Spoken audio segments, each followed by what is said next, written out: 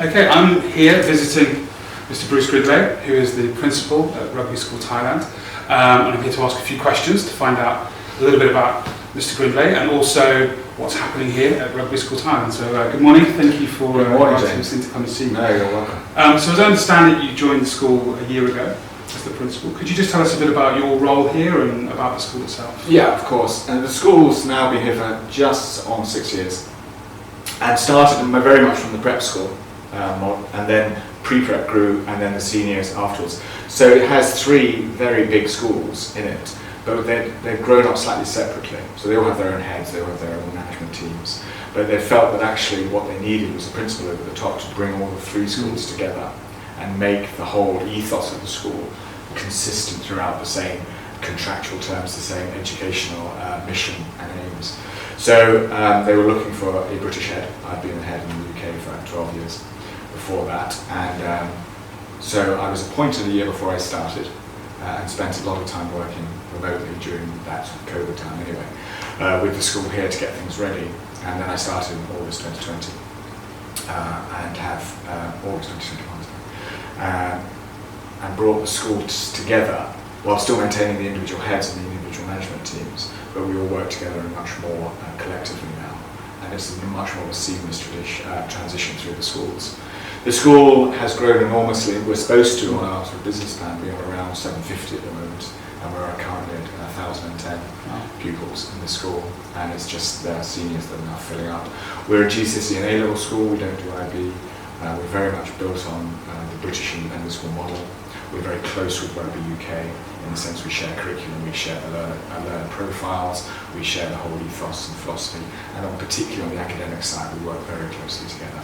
But we're also just bringing in exchanges with both Rugby UK and Rugby Japan, Rugby School Japan, and we're also bringing in the ability here to become an old rugby. We're the only British international school in Thailand where you can become an old boy or girl of the school. Okay, fantastic. The others don't allow that, and rugby has been very open to that, so that's great. So that's something that, for parents who don't know, that idea of being an old boy or old girl is usually an ongoing relationship that you maintain with your alma mater, with your old school. Yeah, and it particularly brings business contacts and contacts further down the road at university and beyond that can be very useful in your career moving forward. Fantastic. So in a more general sense, I think when we speak to our parents, the international schools market is booming, and I think they can be somewhat bewildered by the plethora of options. So if you were giving advice to a parent, what would you suggest they look for the best education for their children? Yeah, I think we have to accept, I think every parent, however much they want the best for their children, as we all do, we have to recognise that best is different. At no point can you try and get the same thing out of every child. You know, education isn't a sausage factory, their child isn't a product, their child is an individual. And they have to recognise that there'll be different things that make their child tick. There'll be different strengths and weaknesses, there'll be different likes and dislikes. And so if you're trying to measure on some sort of standardised success criteria, like a place at Oxford and Cambridge, or swimming for the national team, that's not going to be a great success criteria because you're setting up almost 99% of your children to fail immediately. What you need to do is you need to find a school that's offering the things that are really going to keep your child happy and engaged and fuel a passion. So if you can get your child to be happy because of what they're doing and the people they're with and the community they're in, then they're going to do really well. The second thing is being able to measure that they're improving as an individual. So not that they're all going to get A stars at GCSE or 4 A stars at A level, that isn't a successful criteria to set. But if you can say my child is a B child in maths but got an A, or got an A star and improved by 2 grades, that's great. So if you're measuring not the starting point and the end point, but how far they travel, Progress. That is the key, because then your child is doing brilliantly. So you need to look for a school that's going to offer your child all the opportunities to engage and love what they're doing, because that'll keep them so motivated to carry on, but also to measure that progress. That is the key. Yeah, I think it's something we're very much looking into at the British Learning Centre, and I've been a big part of putting an assessment framework in place. And again, it's not an assessment framework where at the end of a cycle of assessment, a student will pop out with an A. What we will be demonstrating is the progress. So I think we're kind of very much on the same page with that one. So with that in mind, I know that that Rugby School Thailand has had an ethos about a holistic sense of education. It was the whole person is the whole point. So in what ways, practically speaking, does your school kind of embody that? Yeah, the philosophy of the whole person, the whole point, has three parts to it. One is that you must feel loved and looked after, part of the community. So we have a very strong house system. We also have a strong year group system.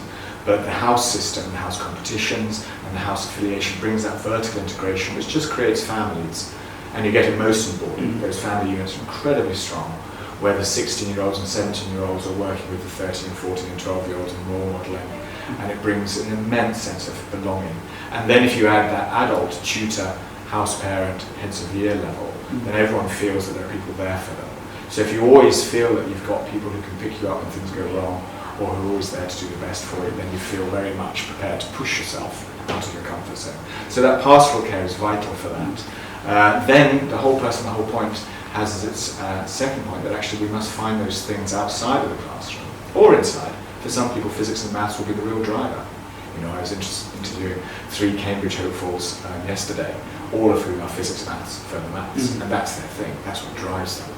But for other people, it'll be things outside the music, the drama, the sports, the charity work, the Jubilee Edinburgh, whatever it is. But if we create it, we have a very long day that goes from 8 in the morning till 6 at night. Yeah. Not because they're going to sit in the classroom all that time, but we're going to have them learn and try all sorts of different things to find their passion. Once they've found their passion, they can channel it down and funnel down to the things that really matter for them. Whether it is practicing 4 hours a day at your golf, 3 hours violin, whatever it is, but try things and find your passion. Because when you have that passion, you're learning self-discipline, commitment, focus and effort without even noticing it, because you're loving it. And those 4 transferable skills will take you such a long way in life. So I don't care where you learn them, but you've got to learn them somewhere. Yeah. Where you pick them up most naturally is doing something you love. And also, of course, for a lot of people, doing something where you're recognised as being good at it gives you an enormous self-confidence. And it's the confidence that drives success. Because if you're just hammered on your weaknesses all the time, you end up sort of collapsing. But if you can say, okay, that's a weakness, but look how recognised I am for my football, my basketball, my swimming, it gives people the confidence to keep going. So that combination of being very honest, and here are weaknesses, here we can work on them, but also these are the things that you love and are great, and you can do that every day, keeps people very buoyant. And that's, particularly with teenagers, so important. So the size of the day, really important for those extra things. And then fundamentally, we all work, whether it be academically, but also in everything we do outside of the classroom, that we can measure and show the progress that the child's making. You'll see when you go around the school all sorts of quotes, but that lovely Oscar Wilde quote, is, be yourself, everyone else is taken, is so important for us here, because we're just trying to make you a better version of yourself. So if we can show you that you're doing that, even if you end up with a B, but you've come from a D, that's brilliant. And teenagers, again as teenagers, really need that to feel that they're recognised for the difference they're making. That old comparison is the thief of joy. Yeah. Actually, you compare yourself to yourself yesterday. It's the progress that you're making rather than looking down the desk at the next student. Correct. So I think that's a common misconception with schools like rugby.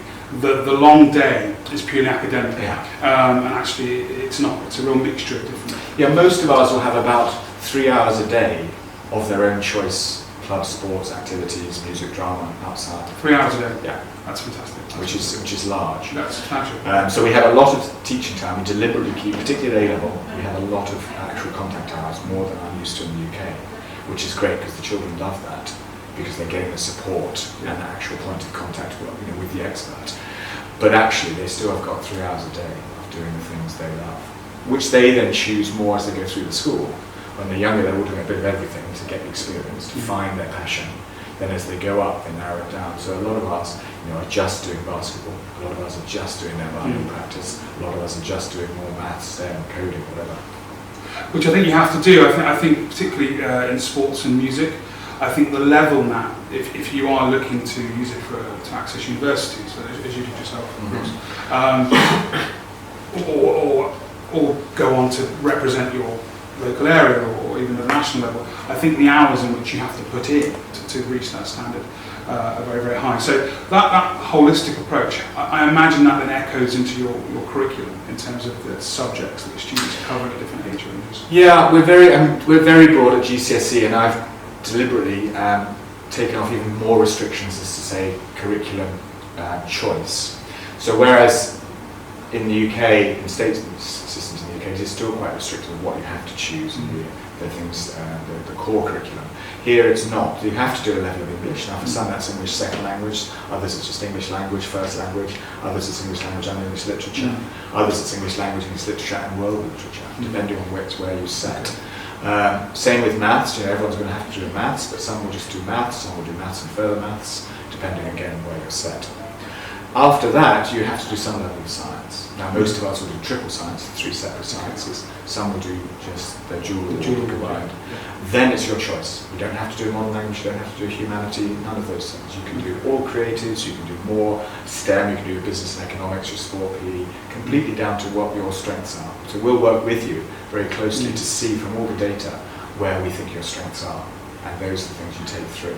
Now most will do between 9 and 10, some will do 12 GCSEs, some will do 7.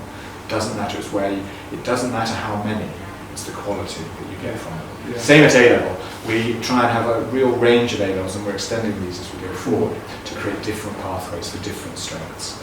So whereas a lot of us of course do maths, further maths, physics, chemistry and are looking for that very science and maths route, we are very strong on DT and art. And with music too, but we're also thinking and bringing in now digital media, applied business, photography, film as well for those people who need a different pathway.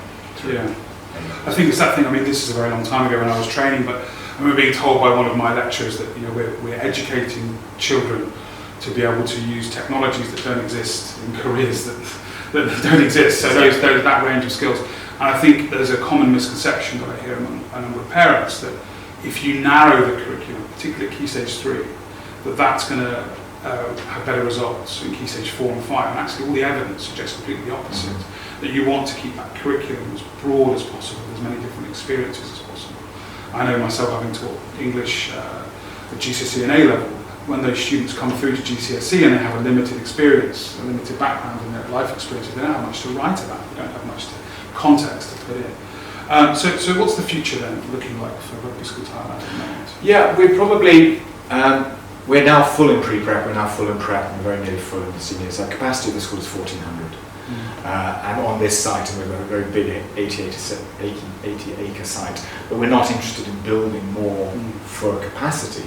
We're interested in building more facilities, but not to increase capacity. Okay. That's absolutely right, because our pupil-teacher ratios then work really nicely, they work very close. So the future for us is to create different pathways in A-level to allow others here to succeed in their route.